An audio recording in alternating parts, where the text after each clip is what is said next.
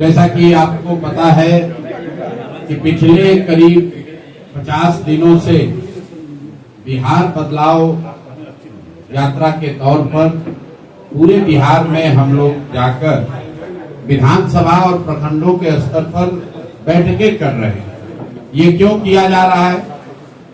ये इसलिए किया जा रहा है कि आज से 2.5 वर्ष पहले जब मैंने आप ही के जिले पश्चिम चंपारण के भितिहरवा से पैदल चलना शुरू किया, तब करीब 2.5 वर्ष पैदल चल के हम लोगों ने जन स्वराज के विचार, इसकी परिकल्पना, इस प्रयास के बारे में समाज को बताया।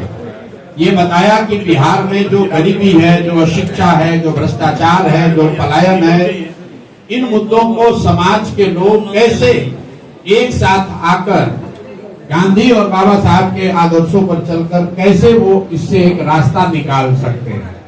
सिर्फ बिहार की समस्याओं को नहीं देखा, उस समस्या से निकलने का एक रास्ता भी समाज को बताने का प्रयास किया गया। उसी प्रयास का नतीजा है कि करीब करीब 5500 गांव में मैं खुद गया, पैदल चल कर गया, और उसके बाद 2.5 वर्ष में करीब 1 करोड़ लोगों ने ये तय किया कि बिहार में एक बेहतर और सशक्त ईमानदार विकल्प की जरूरत है।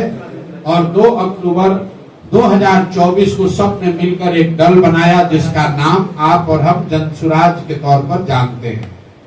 2 अक्टूबर 2024 के बाद से करीब करीब 6 महीने हम लोगों ने उस दल का संगठनात्मक स्वरूप बनाने में लगाया है।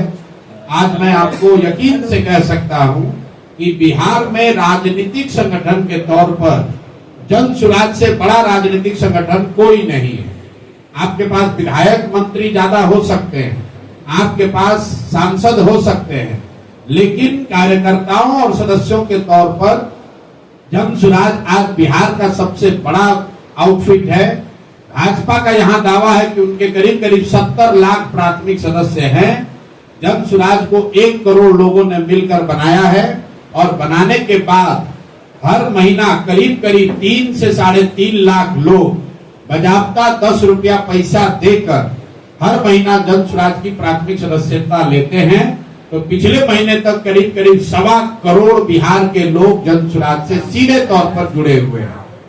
दूसरी बात, जन स्वराज पिछले 30-35 साल में पहला ऐसा दल होने जा रहा है जिसने घोषणा की है कि बिहार को में व्यवस्था परिवर्तन के लिए किसी भी तरह का किसी नेता, किसी दल से गठबंधन नहीं, सिर्फ और सिर्फ बिहार की जनता से गठबंधन। एक ही एजेंडा है, बिहार से पलायन बंद होना चाहिए, बिहार में शिक्षा रोजगार होना चाहिए।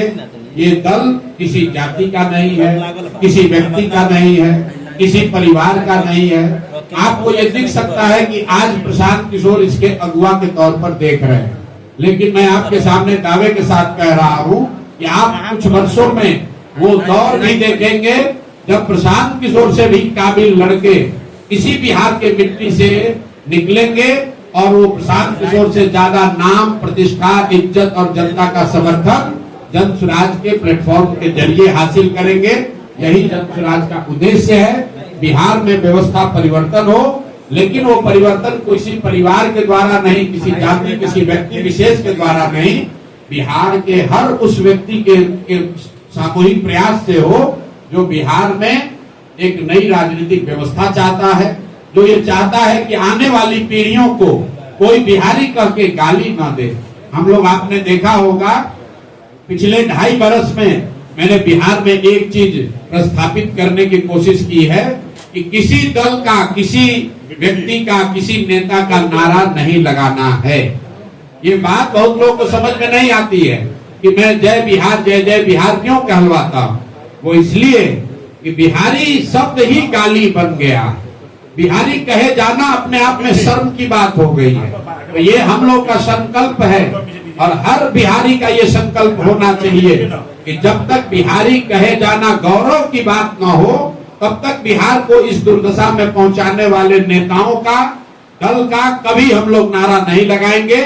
उसमें प्रशांत किशोर भी शामिल है।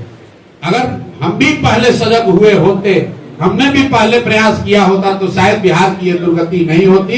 इसीलिए किसी व्यक्ति, किसी दल का नारा नहीं, सिर्फ और सिर्फ अपनी धरती, अपने इस मातृभूमि का नारा लगाते हैं हम लोग। जय बिहार, जय जय बिहार।